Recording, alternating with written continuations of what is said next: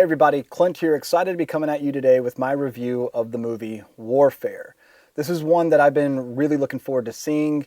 Unfortunately, I couldn't catch it in theaters where I truly believe this movie shines, but just getting to the theaters these days is just difficult. But I was able to rent it finally with my wife. We watched it last night, so I figured, you know, I'm a little late to the game. A lot of other Warfare reviews have already come out, but I know some of you guys have been asking, like, hey, what'd you think?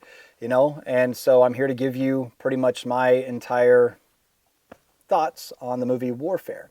Now, I just want to go ahead and give you a heads up. Yes, there will be spoilers in this review, so if you haven't seen it, I 10 out of 10 would recommend. But on top of that, I will let you know when the spoilers are coming up. The first half of this video is just going to be me covering my overall thoughts and impression of the movie, so you won't have to worry about it. But I'll let you know when the spoilers are coming. Let's go ahead and hop into this review now of the movie Warfare.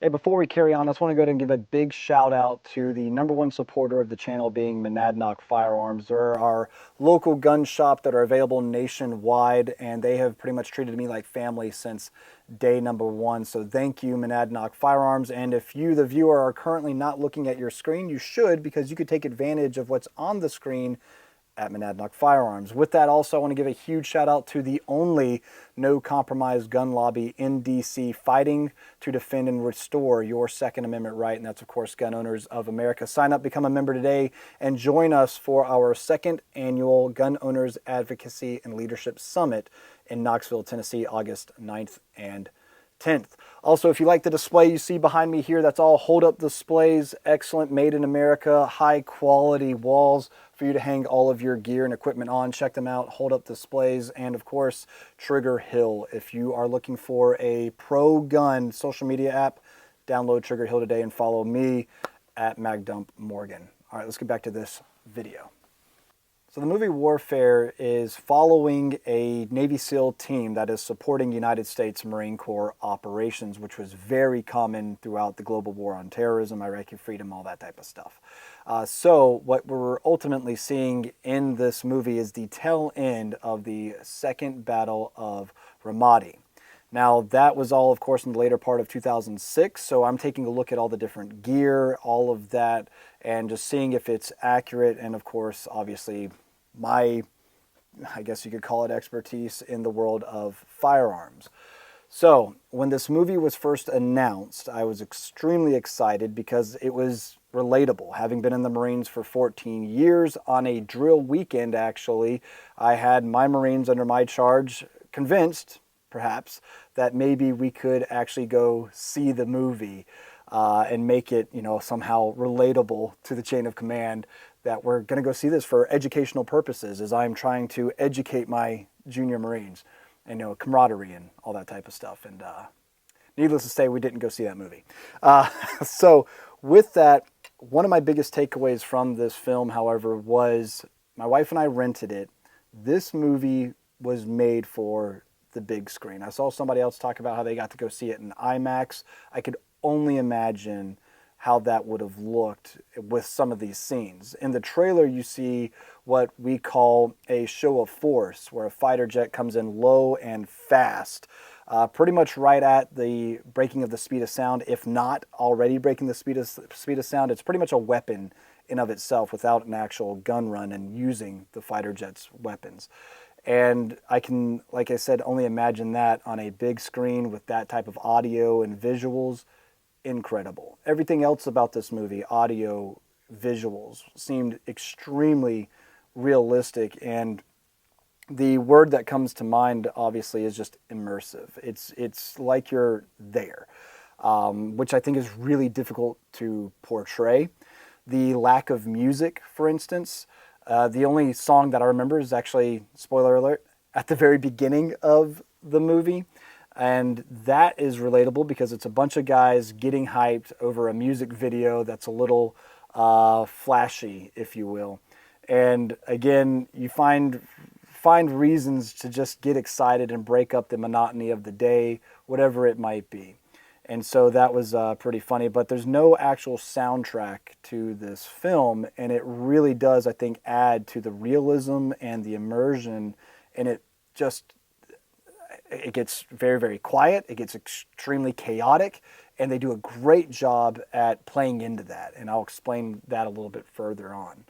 But that's ultimately my hot take for the Warfare movie, is that extremely real as far as I could tell, extremely immersive, and overall I think this is a film that military and civilian alike, both demographics can absolutely enjoy. Now we're going to start getting into more of the spoilers of the movie, just as a warning.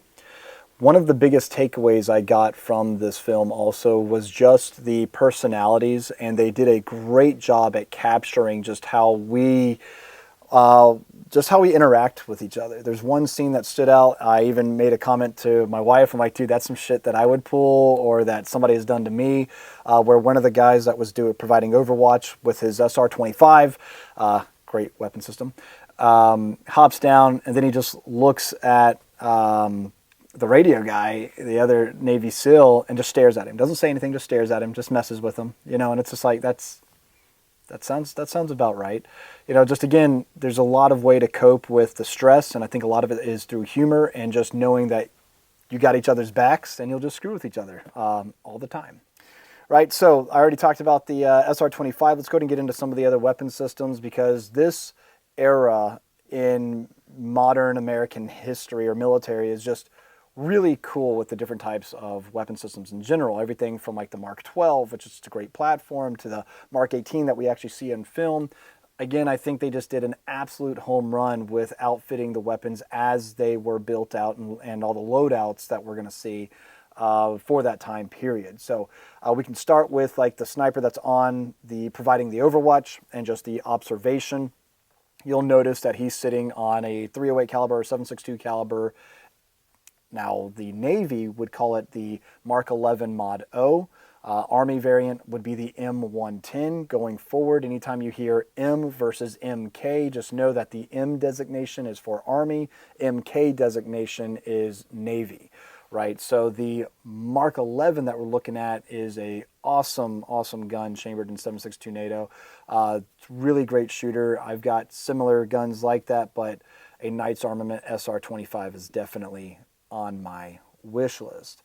And of course, if you guys know me, I'm a huge fan of the Mark 18, and we see some beautifully kitted out Mark 18 Mod O's here.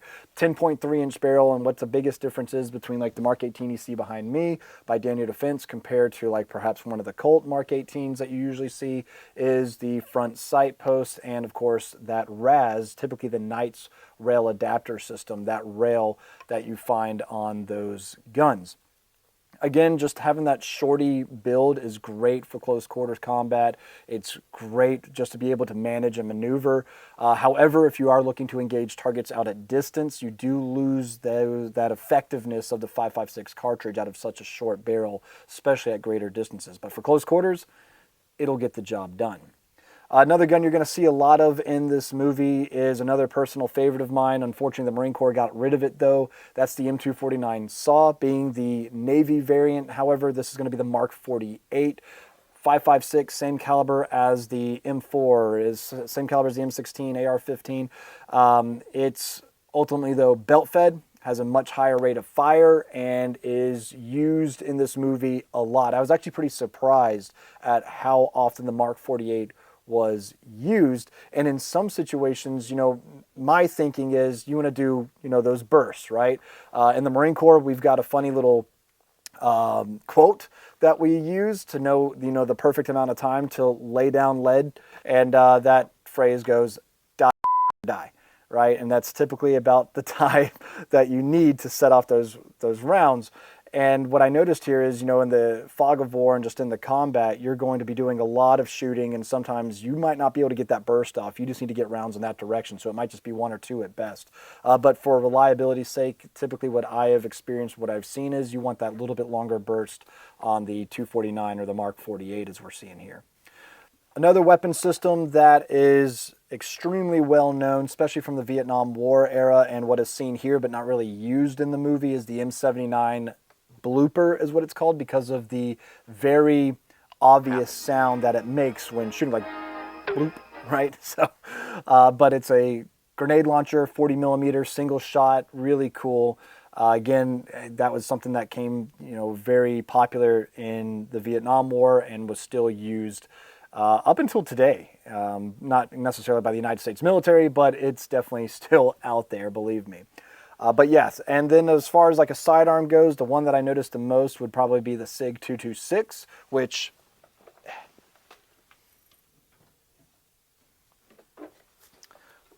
is my favorite SIG. The SIG 226 is a great pistol. It's definitely been in the Navy service for a long time and is something that I think honestly is probably one of the most reliable and ergonomic combat pistols ever made. So SIG 226 for you. So there's a scene in this movie where they're trying to casualty evacuate or CAS evac some wounded members of the team.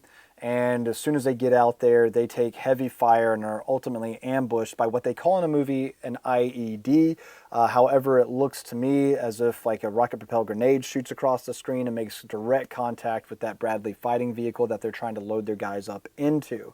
Right after that, you get the muffled sound, the ears ringing, all of that type of audio effect that you would, well, hear or not in that regard. And to some of us who have actually had that loss of hearing momentarily, you hear that and you're like, wow, yep, it sounds like I'm there, which again, incredible work. And it's almost like, wow, Ray was there. That's because he was.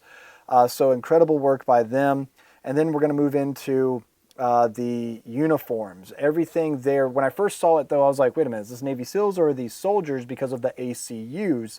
And then of course you quickly realize like, okay, these guys are SEALs. They're doing exactly what SEALs do in this type of environment. And by the looks of it, there's at least one, if not two, Marines that are present in this wearing their Marpat camouflage uniform, which was the desert camis as we know, and which were brand new at this point in time. They've only been out a couple of years and they were being fielded in the early 2000s, 2001, I think.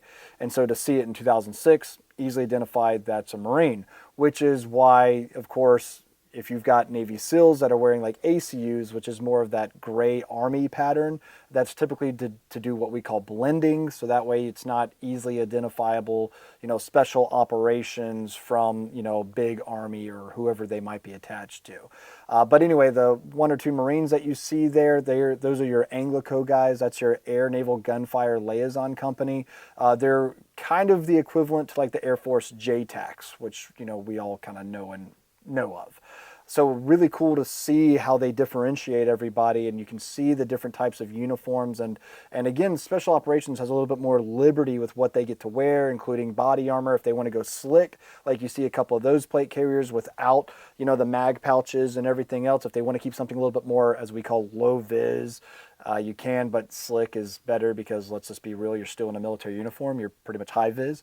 And so again, there wasn't anything that was quickly or easily identifiable as being inaccurate. So again, just great job at not taking me out of the movie being like, well, we would never do that. Everything from even where dump pouches are being stowed, mag pouches, nothing looks like it would be cumbersome or not comfortable to get to. It's, again, like these guys are actually training with that equipment, which, again, just awesome work. Now, one thing I did notice is during one of the casualty evacs, one of the guys was laying down suppressive fire, just trying to send rounds down range. And when he did his reload, the reload looked good, except he never got behind cover. And that's something that they typically teach you is if you're shooting, that's great. If you're not shooting, you're moving. If you're reloading, you're behind cover. That entire mindset of don't make yourself an easy target. However, again, I can almost be like, wow, again, that under that type of stress, under, again, what we call the fog of war, when you watch this movie, you absolutely see the physical reality of what is known as the fog of war and also the unseen reality, which you'll see traumatic brain injuries. You'll see what we just call shell shock, right? You'll see that that trauma and that stress beginning, which can then, of course, lead to that post-traumatic stress that you'll see guys come back home with. And, you know, just the things that you witness. I bring all this up to say, under that type of duress, perhaps his idea of just getting a fresh mag in the gun so he can keep shooting was predominantly at the forefront of his mind, not get behind cover and then insert mag, right? That was the one thing that I was like, oh man, you know, like, get behind cover, bro, what are you doing? But everything else was just absolutely incredible. Everything from, again, like at the beginning of the movie where you see that camaraderie, where you just see the interactions and the relationships between individuals, and that's so real, right? That part, I think, resonated the most with me. And then, of course, being the gun guy, watching the firearms manipulations, watching the reloads, watching how the guys just worked with their weapon systems. It, again, completely immersive, didn't take me out of it. It was awesome. The audio and visual effects, incredible. Again, they had multiple show of force with what I could tell from as a F-18 would fly low and fast, just kicking up all the dust, dirt, and debris, and just being an absolute menacing thing if you're an enemy combatant. Another thing I think they did a really good job at showing is, and this is sometimes really left out in these types of movies, is the effects on the civilian population, because they ultimately take over, the SEAL team takes over this house to carry out their mission. They're having to break down walls, which, you know, at the hindsight's 2020, right? Sledging away at a wall to try to make entry, probably not the best thing to do if you're trying to maintain some sort of I guess you could say stealth, cutting out holes in a wall so that way you could get that observation. The neighborhood's going to notice, like, wow, when did the so-and-sos get a new hole in their wall, right? That type of thing. But you really do see the effects of a civilian family and, you know, how it affected them. And at one point in the movie, they're saying, hey, we got guys on top of us on our building. We want the Bradley with their 25 millimeter chain gun to just start sending rounds into the building that we are currently in. And after a couple of denials, finally they're like, all right, we're sending it. And you just hear the woman just start screaming, why? Like, this is their home that's being essentially destroyed now. And so that's something, you know, again, you just really don't think about that. And you don't really see much from the enemy combatant side of things till the very end of the movie, when they just kind of come out in the street after all the U.S. forces are carried out. Then this is kind of like, all right, you know, back to norm. Everything's cool now. Just carry on like nothing ever happened. So the movie Warfare, again, I would absolutely recommend to any gun guy, any civilian that wants to get a better understanding of what combat vets might have gone through. Me, myself, I am not a combat veteran. I've not ever experienced anything like that whatsoever, and I don't ever want to be associated with that because I didn't do that. That's not my experience. Again, I've volunteered and everything else, but I guess a ammo tech reservist hasn't ever really been needed for the things that I have, you know, been signing up for the past 14 years. So with all that being said, absolutely would recommend this to military and civilian alike. And let me know what you guys think down in the comment section below. Is this a movie that you were excited to watch and you did like it? Were there some things you didn't like about it? Let me know, but this one definitely resonated with me. God bless you guys. We'll see you next time right here.